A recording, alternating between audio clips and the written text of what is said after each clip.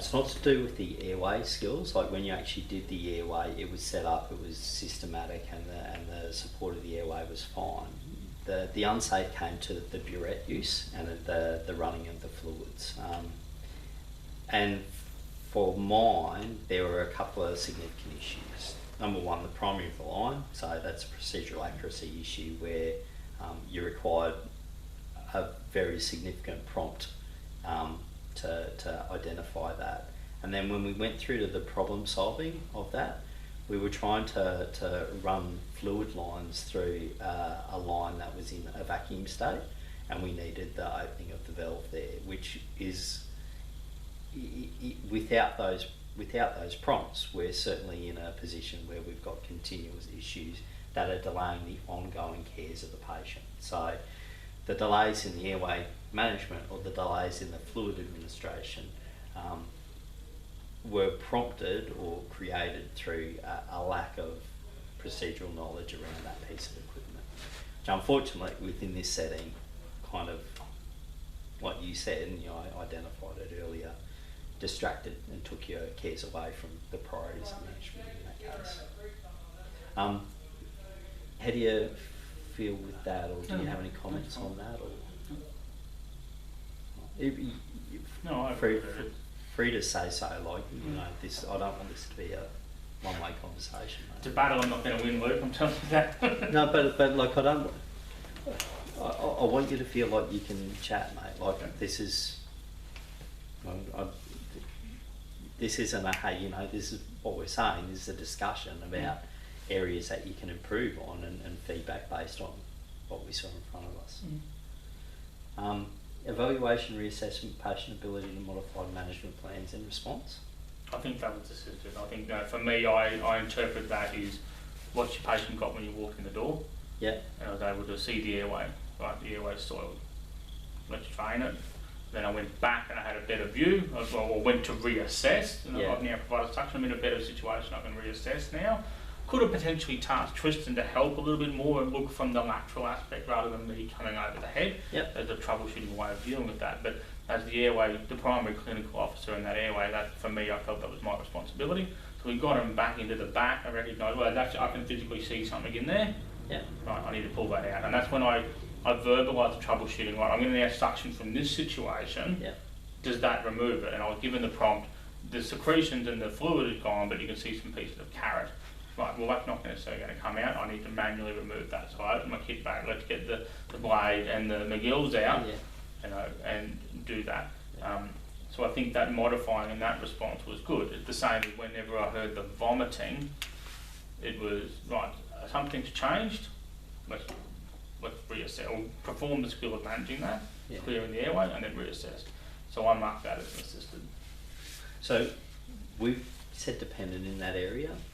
I agree with your early management of the airway. I think that the identification of the chunks of carrot in the airway and removal of that in the early suctioning appropriate. There was a pathway there where you identified that that airway had been soiled and compromised, and you identified it early on.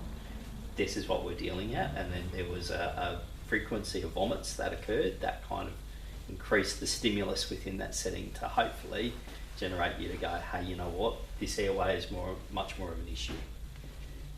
And for the tube to go in at the 18-minute mark suggests to me, or more than suggests, identifies within that setting that it was late to be picked up on management. Should I have tubed before I got the IV access then? Yeah, it's a tough one, isn't it?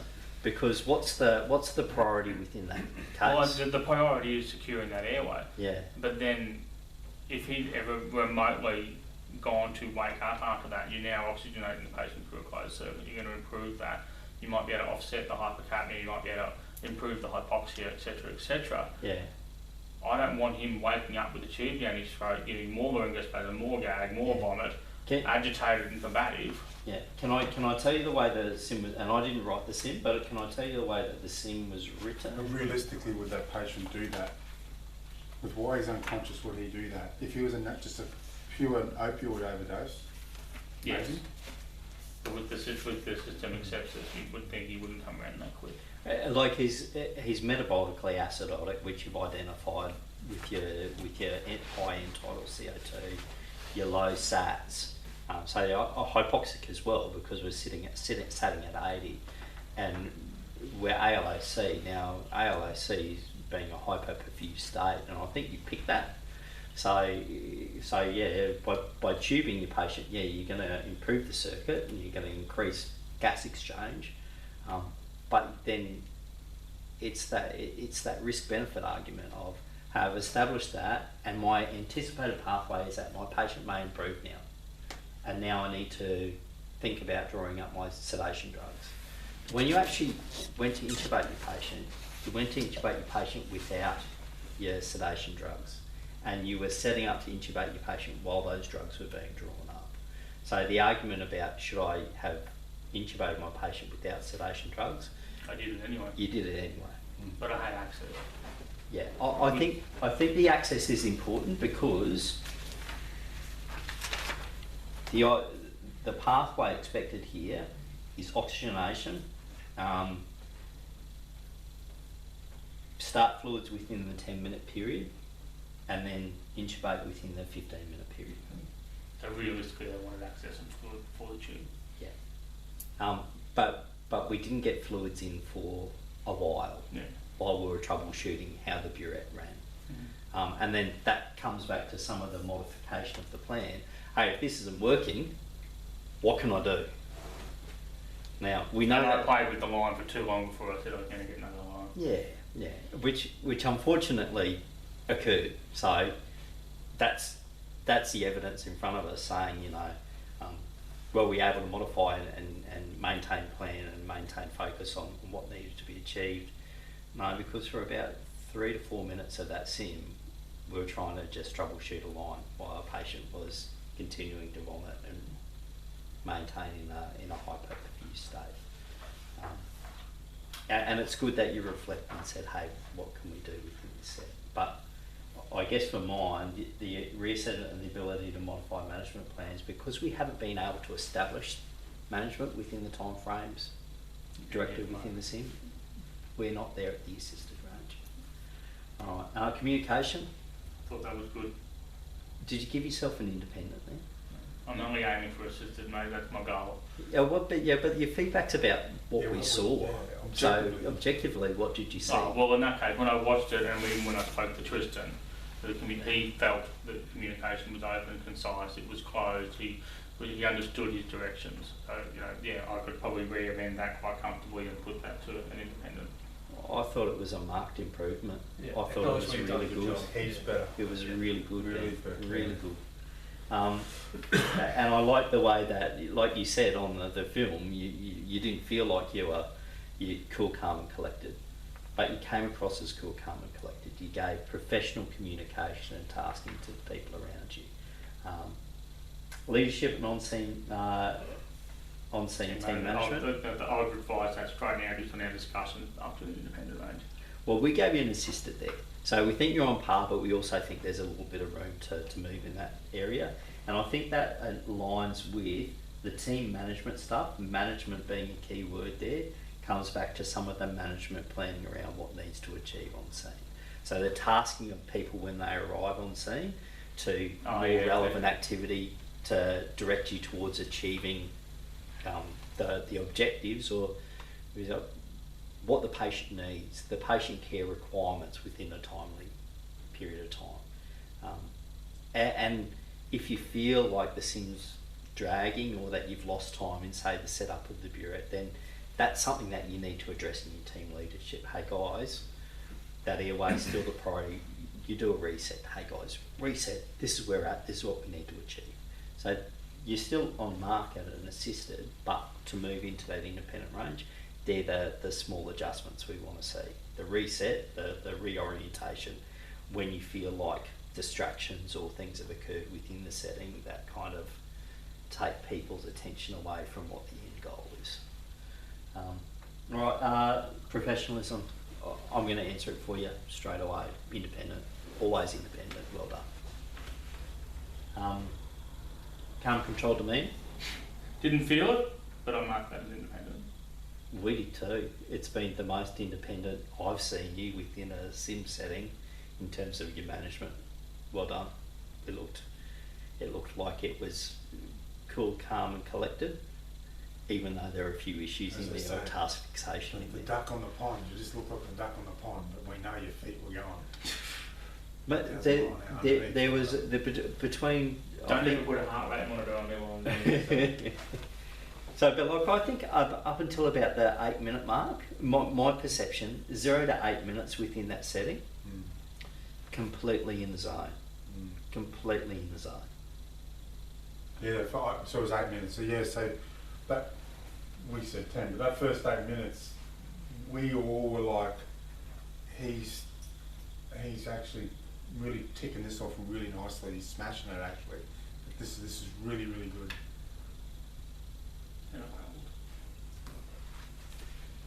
Yeah, there's a couple of hurdles. You didn't crumble. Yeah. No, not at all. Yeah, So quite you, a- like yeah. like if you have a look, and like you know, there's some marks down here, but have a look at your independence. Much better than what they've been through the whole night, don't they? Absolutely. Mm. And so like the intent of this form is to give you feedback over a range of areas so that you can take the feedback and go, oh, you know what, I don't need to focus on my communication anymore because that's on par. It's some of the other stuff that I need to pay attention to. It's conversations about this previously, but mate, improvements in your scene management, improvement in your verbalisation and your interpretation and your systematic approach is certainly evident, mate. Big time. Medical documentation, clinical handover, Well done. did do. Risk benefit analysis of procedure.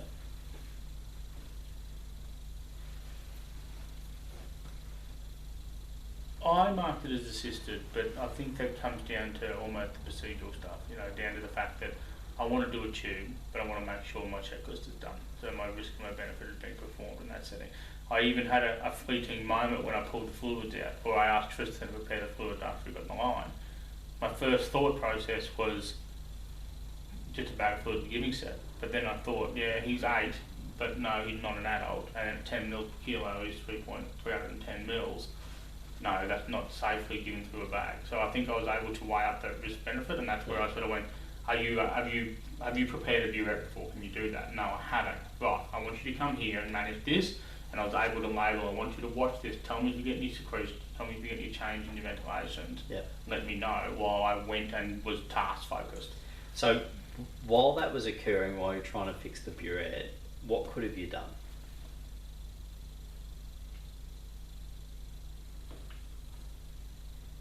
Before we had requested a bit more of an update, and told them I was going to be tasked with trying to fix it, and yeah. you know, let me know if anything changed. Or what did we do before we had burettes? Oh, syringes, 50 ml syringes, and Oh, an ACP for mine is someone that can adequately, you know, like 50 mil and start putting that into the line or something along that, which goes to the point of the risk benefit analysis of the procedure to go, hey, this is just occupying my time and you know, I've got this period of time where I've got no fluids into this profoundly shocked kid and we need to get fluids in, then we need to look at alternatives there. So for me, that was an area, like if your burette worked and your line worked, and it wouldn't have been an issue, but it did work, and that brings in that element of the risk benefit for what you were doing within that simulation at that time. And I guess I was sitting back holding the bag, I was thinking, what are we going to do next? Like, and you did. You went, you know what? I'm throwing this line away. I'm getting something new. But you did that after a period of time where it'd you were been going. 3 minutes or whatever that I hadn't done it yet. Yeah.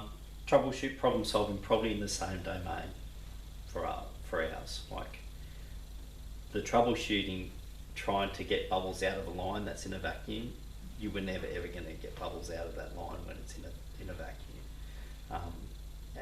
So that just comes back to like the troubleshooting and knowing your equipment go hand in hand within that setting.